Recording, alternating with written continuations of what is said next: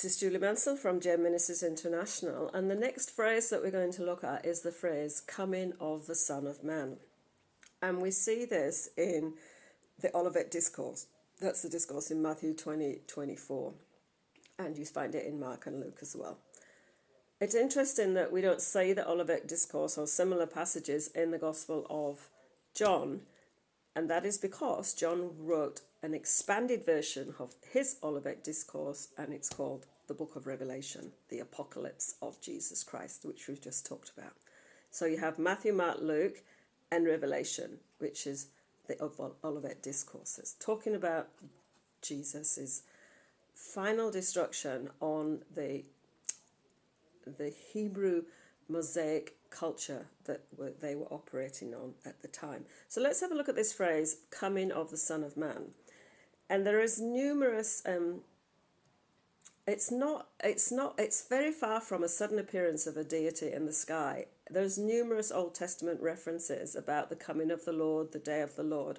And they signified, the phrase was a common phrase in Jewish culture. It signified God arriving in destruction and judgment on a city or a nation via a human means. So God using other humans to bring judgment on a city or a nation. And in the Olivet Discourse, the disciples were not asking Jesus about his second coming because they had no conception at this point that he was going to leave them. They thought he was here. Their Messiah had arrived. They were just waiting to see how he was going to manifest his kingdom fully when they were under this Roman occupation. So they had no thought process, no concept of him being crucified or him coming a second time.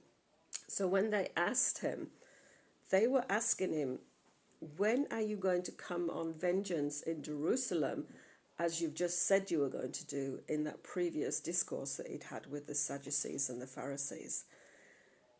So that's the phrase, the coming of the Son of Man. And I hope that helps you in interpreting some of the scripture around the Olivet Discourse. This is Julie Mansell from Gem Ministries International.